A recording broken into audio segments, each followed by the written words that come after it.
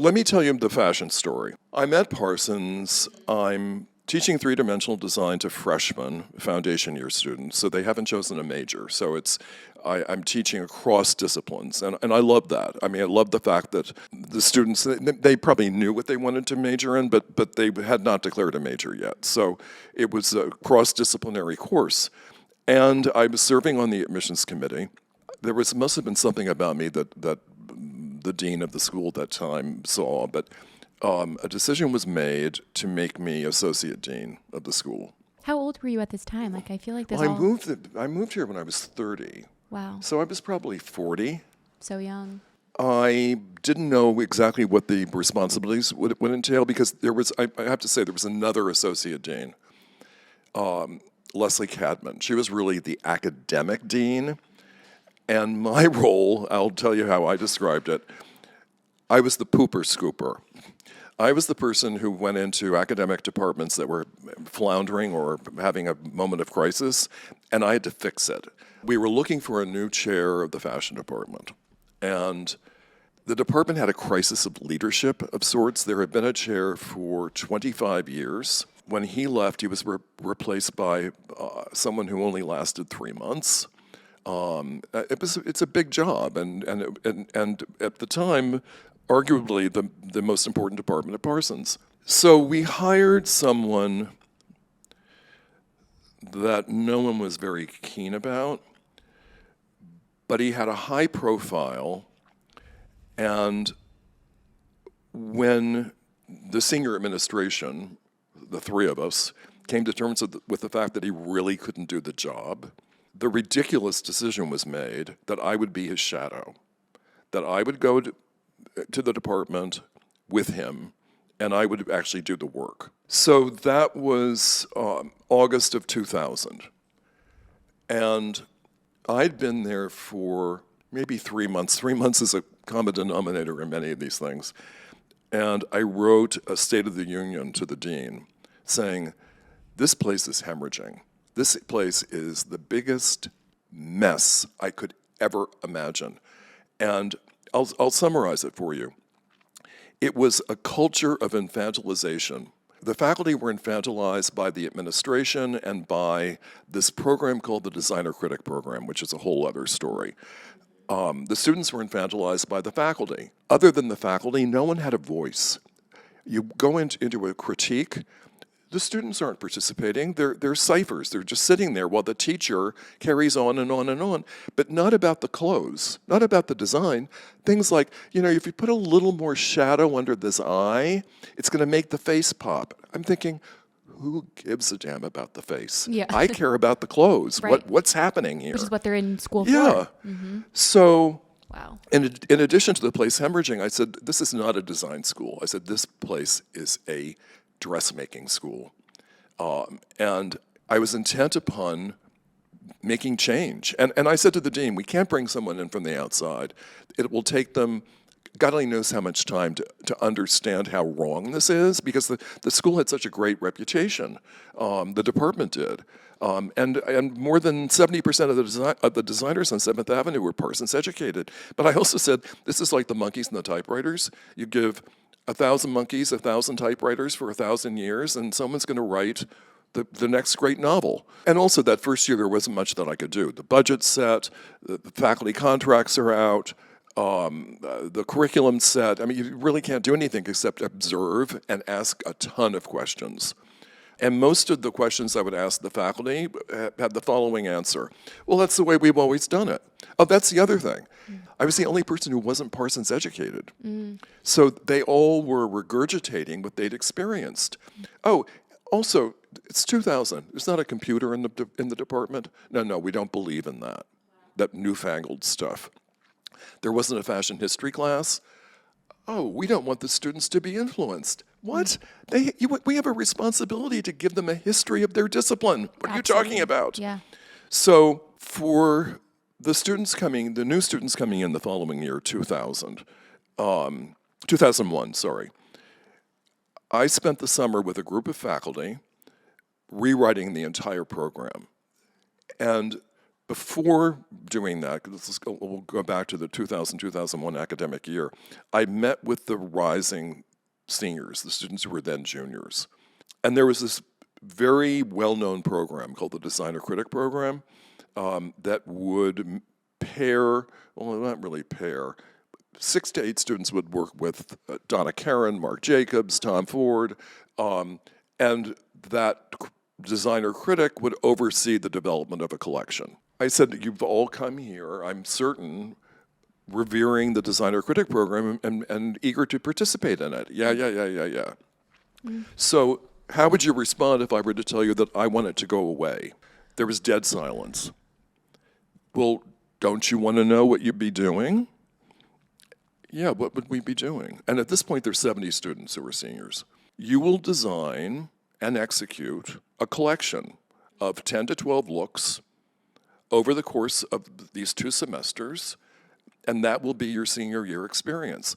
Well, they were ecstatic. They were cheering, they were applauding, they were on their feet. I said, wait a minute, who's terrified? No hands went up. I said, you should all be terrified, because in fact, what I'm tossing at you or throwing at you is something that you're really underprepared for. And I said, but I believe in you, and I believe in your aptitude and your capabilities, but you have been under-challenged. Everyone's been working hard, but no one's been working smart. You really had to get into the weeds and say, this is what's not working, this is what is working, and be able to implement that when you're dealing with teachers that have been there for so many years. I know. It's very hard to invite change. It's changing a culture, which is I mean, it's easy in a way to change course content, but changing a culture, especially a culture that is all about infantilization, where the faculty voice is the only voice that the students ever hear. They never hear their own.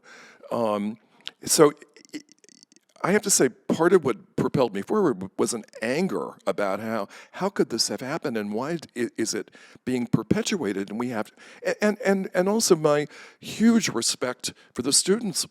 We have a responsibility to these young people, and we need to do what's best for them.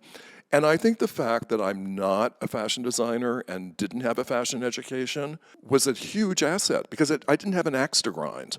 I didn't have a particular point of view other than quality. I didn't have a taste other than quality, as opposed to, well, I'm going to make you into a mini-me. In some ways, it corresponded with Project Runway. Project Runway was born in 2004. 4 years after becoming the chairman of the fashion department. Wow. So Project Runway couldn't have happened in the 90s.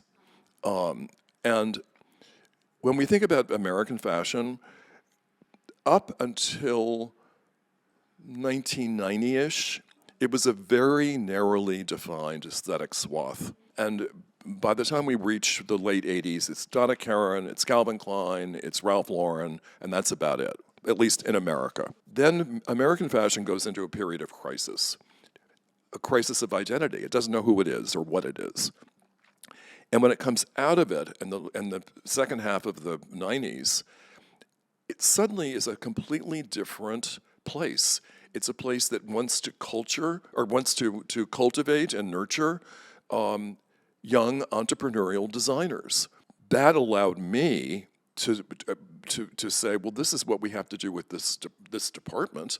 We need to be educating students who can lead this department as designers, not as assistant designers. This was such a new approach for the department that a lot of students were very frozen. They just didn't know what to do. And for me, unsticking them, getting them out of that frozen state was relatively easy. Ask them, who's the customer? Who's going to wear these designs? And that really helped enormously. Who are you putting them on? If this is at Saks Fifth Avenue, who's hanging next to it? Mm-hmm. So what department are you in? Mm-hmm. But for the most part, those students were few and far between. Most of the students knew what they wanted to do and who they wanted to be. I have to tell you one other thing about my evolution with fashion. Yeah, I need to know. Because in 2000, what was your relationship with fashion? I was wearing baggy Brooks Brothers suits. Okay. And now you're so known for your, Well, your that's a whole other story, style. though. So I will say proudly, Diane von Furstenberg has been a dear friend for a long time, before fashion, because she was a board member. She was a board member at Parsons, and I was managing the board, so I got to know her well, and we liked each other, and we would get together for lunch, and she's just a great person. So the first time she came to see me in the fashion department, we're sitting in my office. I'm borrowing a phrase from I Love Lucy. She looked like she just walked into the grand ballroom and smelled raw cauliflower cooking. I looked at her and I said, "What's the matter?" She gestured. She said this. She said, "This isn't working." That's me right now. Like in this setting, guys. Everybody looking, that is me right now. No, it's not. You look stunning and adorable. She said, "You need to be more modern." She said, "You need to be more modern for the students, for the industry, and for yourself." So I had a major transformation. I started wearing all black, and I got a black turtleneck sweater, a black leather blazer, black pants, and that was my uniform. And I wore it all the time, and she approved. But my real fashion epiphany was completely unrelated in a way. I had a minor role in the 2009, or was it 11? I think 2009 movie, The Smurfs. Rita Ryak was the costumer for the show. So we had a conversation before we started filming, and she said, "Oh, you're Tim Gunn. I wouldn't dream of telling you how to dress." So I brought my own wardrobe, of course, which I always do, and we taped that day, and she called me that night, and she said, "I just looked at the rushes." She said, "Your wardrobe isn't good enough." I was mortified. She said that I'd be so excited, though. I'd be like, transform it for me. No. No. So she said, tomorrow, we weren't taping the next day. She said, "Meet me at this tailor at such and such a time." So I did, and I'm in the dressing room, and I'm looking at the labels. The shirt was $450. The tie was $150. This is 2009. Suits $3,000. I said, "I'm not wearing this. I'm not putting these things on." "Put them on. You put them on." She's screaming at me, and everything had to do with pattern mixing. And I said, "I look like a circus clown. This is ridiculous. I'm not going to go on camera dressed like this." "You are. You're going to do it." So it's a bit like hitting the wall as a long distance runner. Yeah. I hit the wall, and I thought, I really like this. This is good. The trouble is, once the show was over, how do I sustain this? That wardrobe I loved. Now I have to shop for it. So I would go to Barney's and Bergdorf's and Saks, and I would feel physically ill when I left, having spent so much money. Yeah, you grew up with a humble background. Yeah. Your dad's in the FBI, parents are in the government, and then it's like all of a sudden fashion is expensive, right? And it's an investment. Trust me. Tell my fiance's like, "What is net-a-porter? What is forward?" Well, at this time, Eric Wilson, who was then fashion critic for The Times, wrote an article about this new store. No one pays me to say any of this. They don't give me free stuff. A store called Suit Supply originated in the Netherlands. It had been in Europe for 30 years. They just opened a store in New York. He said, "If you're that guy going to Bergdorf's and Barney's and Saks, you need to check this out." I thought, oh, come on. This is too good to be true. So I went to Suit Supply. I was in awe and totally enraptured by the place and by the prices. I mean, it was really affordable. They are. They still are. They're great prices for men. Yeah, and every single salesperson is an expert in fit. They have to spend a month or more in the Netherlands with the tailors. So they won't let you leave with something off the rack. You've got to put it on. They have to see how you look in it. And my whole wardrobe now, practically, the only thing I'm wearing that Suit Supply are the pants and the shoes. I love these pants. They're I do so too. cool. Because when Yeah. you look closely at them, they have like little specks of color. Orange and green, and When you were doing Project Runway, you didn't feel like you were as fashionable then? Oh, Or no. I mean, really? well, I was wearing what I would wear to a design class. Right. Okay. So you had your uniform. Yeah, and also I was never intended to be on camera. Right. I was the consultant to the show.